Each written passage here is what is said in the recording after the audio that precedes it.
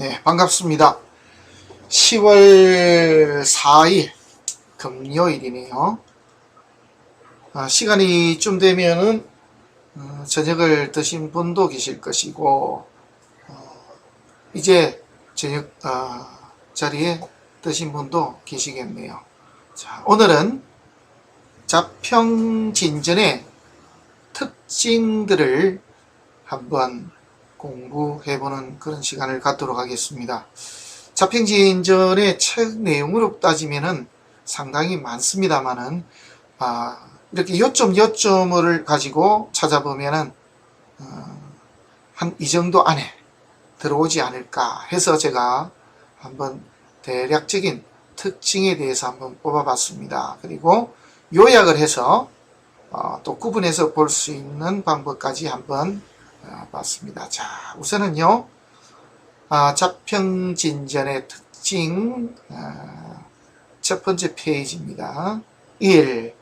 천간은 상을, 지지는 형을 이룬다. 이렇게 말하고 있습니다. 여기에 상자라는 거는 이렇게 코끼리가 이렇게 서 있는 그런 모습이거든요. 옛날에 중국에는 코끼리가 많았답니다. 그리고 실제로 전쟁을 할 때도 코끼리를 타고 이렇게 전쟁을 하는 코끼리 부대가 있었다라고 하네요. 어쨌거나 이 코끼리의 형태, 코끼리가 이렇게 서 있는 형태인데 이게 모양, 형상 이런 걸 나타냅니다.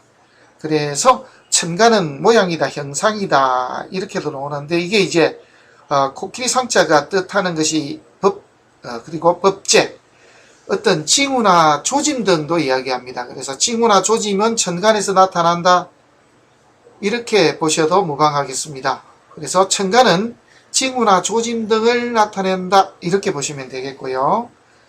자, 그 다음에 지지는 형이다 라고 했습니다. 세력이다, 모양이고 세력이다. 왜냐하면 이 세력이란 말도 상당히 맞죠. 지지가 인호술, 그 다음에 진자진, 사유축해서 해묘미 이렇게 하면은 지지가 이렇게 세 개의 글자들이 모여서 큰 세력을 이루거든요. 그래서 세력을 이루는 것도 맞습니다. 그래서 상자는 코끼리 상자고 형자라는 것은 형상상모, 모양이라는 뜻입니다. 모양형 이렇게 하는데 모양을 나타내는 그 글자가 바로 형입니다.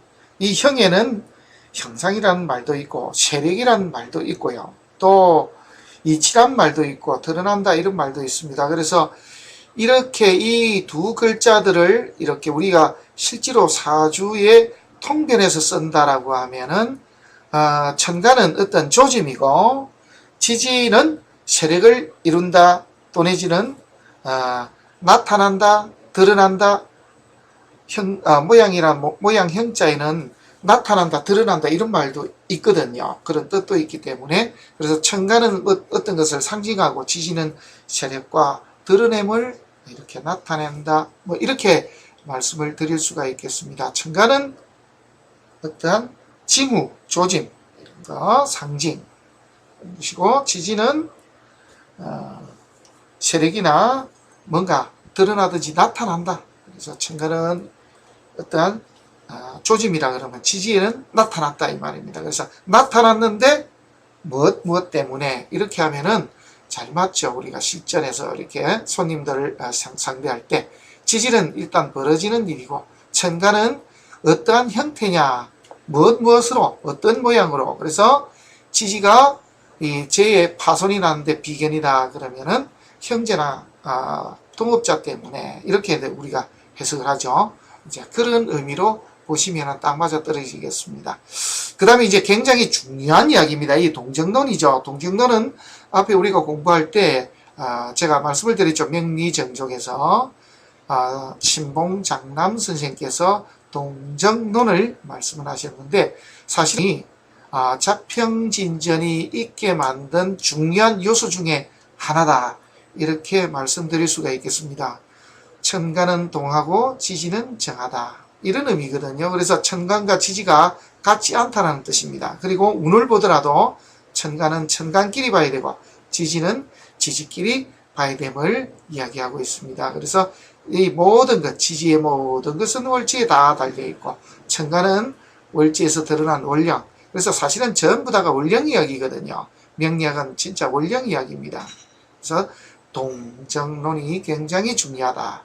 그 다음에 개고설과 신살론을 부정했습니다. 우리가 이제 이 고자라고 하는 것은 진술충미를 뜻하죠. 진술충미인데 이거는 열개자입니다. 창고는 열어야 된다. 그래서 어떤 책에 보면은 진술충미는 충해야 그 안에 들어있는 좋은 기물들이 이렇게 밖으로 쏟아져 나온다 그러는데, 저기 우리 자평진전에서는 그건 말도 안 되는 이론이다 그러는데, 실제에서 보더라도 그것도 말도 안 되는 소리죠. 그냥 이렇게 만들어 보는 사람들이 많습니다. 사주를 보다가 답이 없으니 이것도 건드려보고 저것도 건드려보고 이 말도 만들어보고 저 말도 만들어보고 이렇게 합니다. 그런 이야기 쓸데없다. 그 다음에 신살론.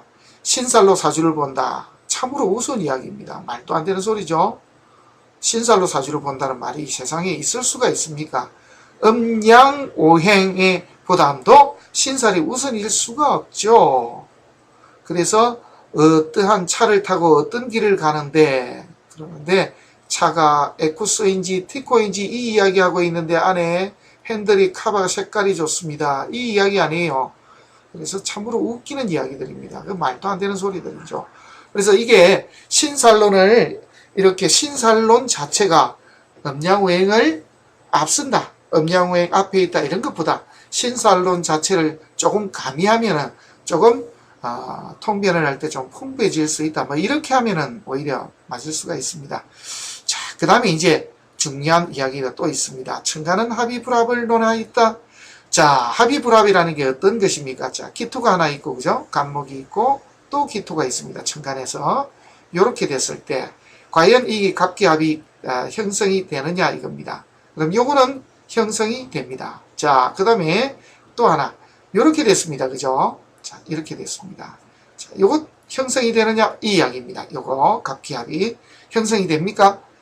그래서 요거는 합처럼 보이지만 합이 아닌 것입니다. 여기를 보면은 간목이나 기토는 이렇게 넘어가는데 이상이 없기 때문에 서로 합을 합니다만은, 여기는 보면은 기토가 간목을 뛰어넘지를 못합니다. 그래서 이 합은 합이 아니고 불합이다. 합처럼 보이지만은 합이 아니다 라는 거, 요걸 말씀하셨습니다. 굉장히 중요한 내용이죠. 자, 그 다음에 월령이 용신이고, 그죠? 또 용신을 두고서 어떠한 사주의 형태를 이야기했으므로, 그래서 자평진전은 정확하게 월령용신 이야기고 월령격국 이야기입니다. 그걸 또 다른 의미로 이야기한다면 용신격국이다. 이렇게 이야기하면 오히려 맞죠. 그 이야기입니다. 그래서 월령을 두고서 용신이라고 이야기했다. 이 이야기를 잊으시면 안 됩니다. 그 다음에 사길신과 사용신을 구분했다. 참 대단하죠. 적천수에도 사실은 보면은 이 관에 대해서 편관과 정관의 구분이 없습니다. 그런데 정확하게 자평진전에서는 구분을 하고 있다. 그래서 사길신은 정확하게 귀한 순서로 굳이 따지자면은 관제인식이고요. 그 다음에 사용신은 가장 흉한 상태로 따진다 그러면은 일단은 살이죠. 살, 상, 그 다음에 양인, 급제, 이렇게 순서대로 맞습니다. 여기에 이제 하나 더 넣는다면은 월지에서 비견일 때는 길신 쪽에 넣는 것이 맞다. 그것을 지금까지 모르고 다 풀어왔다. 이 이야기입니다. 자, 그 다음에 용신, 순용이니까 순용할 것은 뭐죠? 사길신은 순용해야 되고 사흉신은 역용해야 된다는 걸 이야기했습니다. 그래서 사길신은 보호하든지 생해줘야 되고 사흉신은 극하거나 아니면은 설계해야 되는 그 이야기를 하고 있습니다. 그 다음에 용신의 고절을 이야기하고 있습니다. 용신이라고 하더라도 다 같은 용신이 아니고 또 어떠한 격국이라도 다 기할 수가 있다. 이 이야기입니다. 굉장히 중요한 이야기 또 있죠. 겸용입니다. 겸용. 천간의 월령, 특출한 월령이 한 가지가 아닐 때, 그래서 두 가지나 세 가지가 될 때는 사주에서 두 가지 다 용신이기 때문에 겸용, 용신이 한 가지가 아니기 때문에 두 가지를 쓴다. 그래서 불상모 할 수도 있고 아니면은 도모하게 되면은 좋은 것이죠. 그래서 도모하게 되면은 성패로 나누니까 성격이 된 것이고 불상모하게 되면은 폐격이 된 것이다 라고 이렇게 보시면 됩니다. 자, 그 다음에 두 번째입니다. 상신. 제가 예전에 석사 논문에 상신을 한번 썼습니다. 상신이라는 것이 무엇이냐? 예, 사실은 자평진전의 맥은 상신에 있다라고 봐도 이상이 없겠죠. 용신을 두고서 이렇게 임금에 비유한다면은 상신은 재상이라 그랬습니다. 상신은 용신이 아니면서도 용신보다도 더 귀한 역할을 하는 사주의 어떤 핵심 기운이다. 이렇게 보시면은 이상이 없겠습니다. 그래서 이 상신이 이렇게 움직이면은 구응을 하게 됩니다. 구할구자, 응하른자, 응해서 구하게 된다. 그래서 임금이 어렵게 됐다라고 하면은 이 재상이 직접 나타나서 임금을 구하게 되죠. 그래서 상신이 동 움직이게 되면은 구응하게 됩니다. 그래서 그때는 이제 구응신이 뭐냐 하면 이렇게 나오죠. 그래서 평상시 용신 옆에서 용신을 쓸모있게 만들어준다라고 하면은 상신이 되는데 직접적으로 행위를 하게 되면은 구응을 했다라고 이렇게 보시면 되죠. 그리고 성격 아니면 폐격이다라고 이야기했습니다. 아주 화끈하죠. 자평진전은 이렇게 이럴 수도 있고 저럴 수도 이런 게 없습니다. 딱 부러지게 명조 하나가 딱 있으면은 성패 끝입니다. 제대로 짜여졌느냐 그렇지 않으면은 제대로 짜여지지 않느냐 이 이야기입니다. 그리고 음하게 중요한 내용입니다. 변격을 이야기했습니다. 그죠? 동정에서부터 이야기가 될 수 있는 내용입니다. 그래서 월지와는 다른 오행기운이 천간에 투출했을 때를 어떻게 보느냐 하는 것 굉장히 중요하죠. 이 부분은 사주명리학 어떤 책에도 없는 내용입니다. 그래서 자평진전만이 가지고 있는 정말 고유의 어떠한 논리가 바로 이 변격에 들어 있습니다. 굉장히 중요합니다. 별 5개 정도 줘도 이상이 없습니다.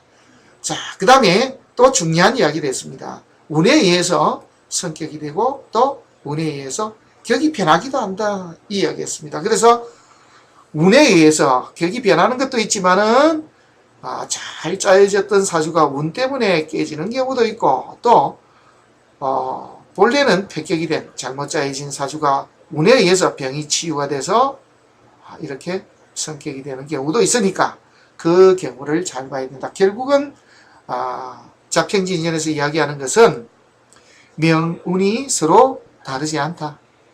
그래서 명운이 동일하다는 것을 이야기했고 그 내용들을 보여줬습니다. 그 다음에 잡기의 치용에 대해서 이렇게 나와 있는데 잡기라고 해서 별다른 게 아닙니다. 간혹씩 보면은 이 잡기라고 해서 자기 나름대로 이렇게 막 이론을 이렇게 막 설하고 계신 분이 계시는데 제가 딱 부러지게 말씀을 드릴게요.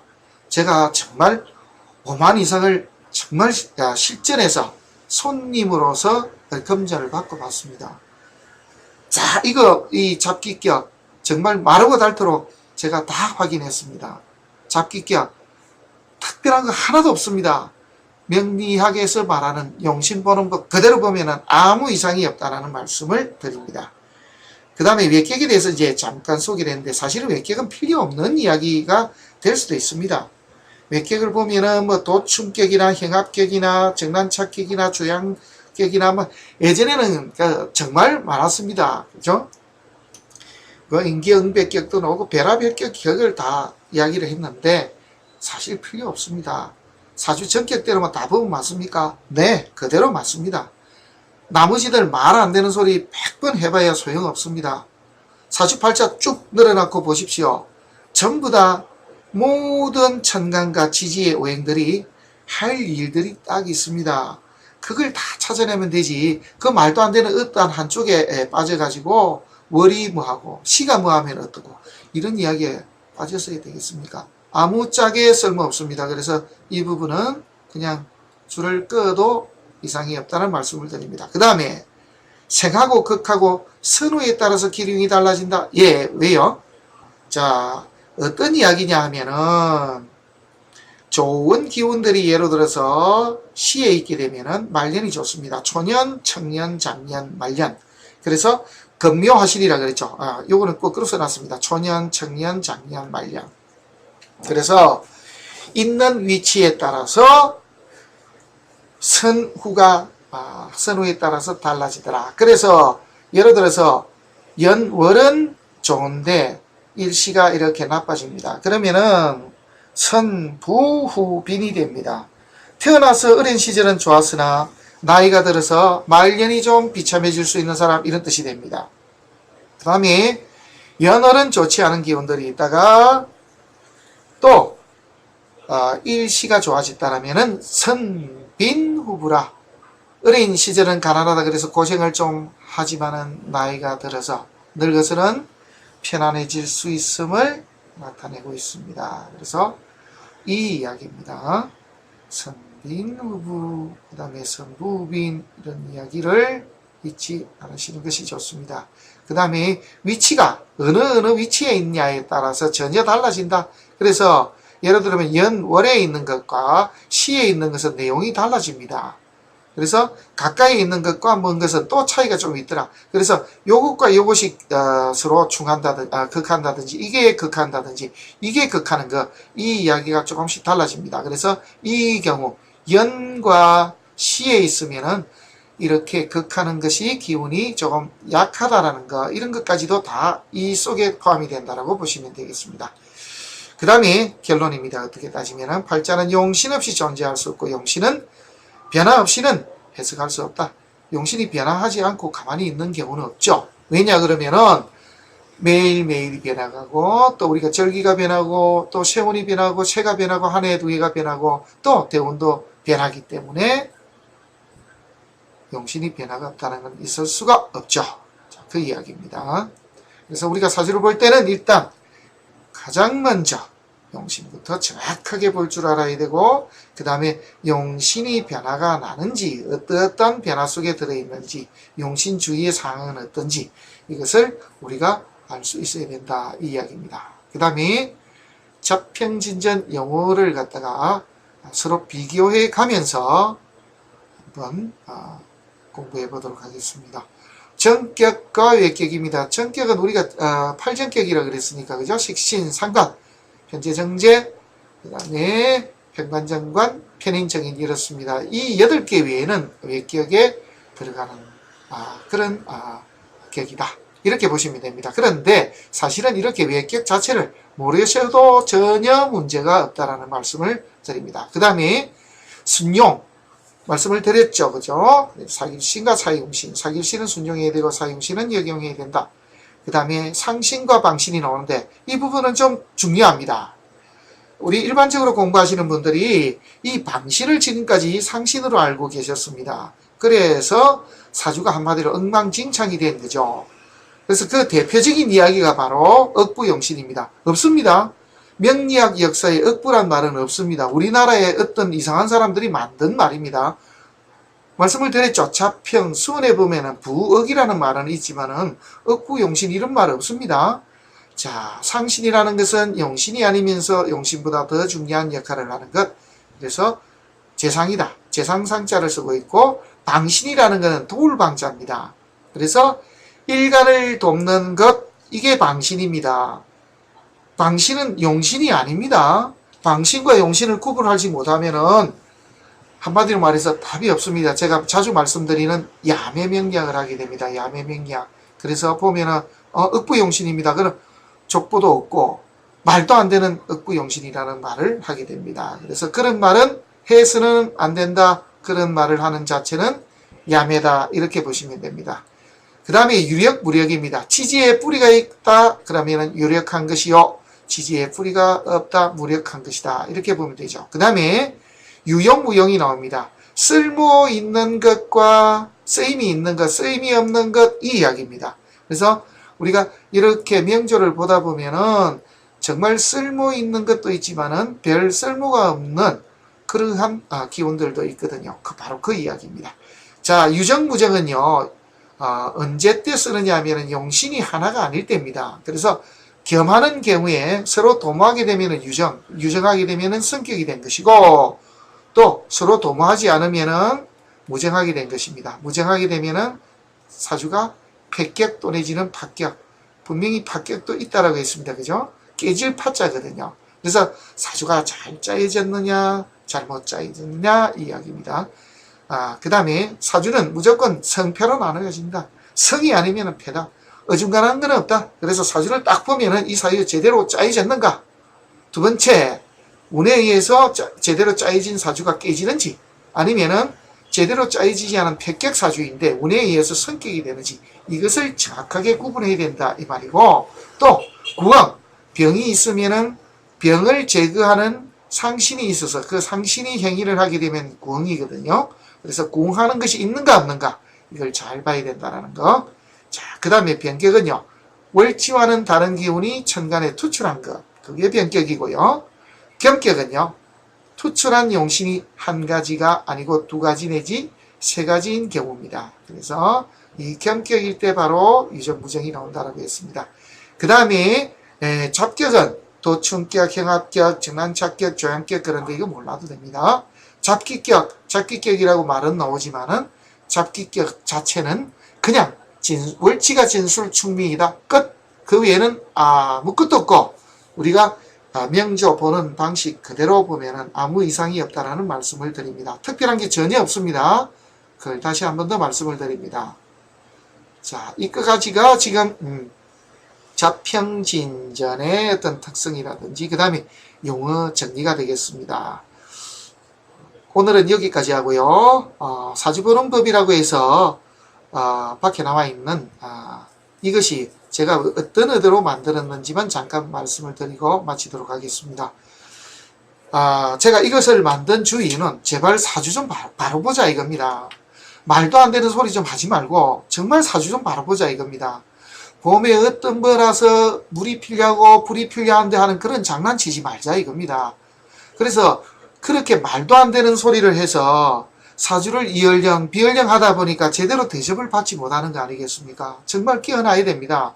그런 말 안 되는 소리 하는 사람들이 정말 이 명리학 바닥에서 사라져야 됩니다. 그리고 손님 오면은 자꾸 앉아서 성격이 어떠니 하고 자꾸 물고 늘어지는 사람들 그렇게 하지 마십시오. 정말 제대로 배워서 정말 제대로 써먹어야 안 되겠습니까? 진짜 정확하게 익혀가지고 제대로 활용해서 제대로 대접받고 사는 그런 명리학자가 됐으면 하는 바람입니다. 그래서 이 감명하고 명을 보는 것과 또 변화에 통달하는 것 모두 다 해야 됩니다. 명리학 봄에 뭐하고 장난치지 마시고요. 명리학은 딱 퍼즐과 같습니다. 딱딱 갖다 맞추면 아귀가 딱딱 떨어지는 그런 것입니다. 그래서 수학 공식과도 같이 떨어지는 학문이 바로 명리학입니다. 그래서 이연령 비연령 그런 장난 제발 치지 말고 진짜 정확하게 익히자. 그리고 진짜 정확하게 익히고 제대로 활용해서 정말 제대로 된 그러한 학자로 좀 대접받는 그러한 세월이 오기를 바라는 마음이 정말 간절합니다. 자, 오늘 강의는 여기까지입니다.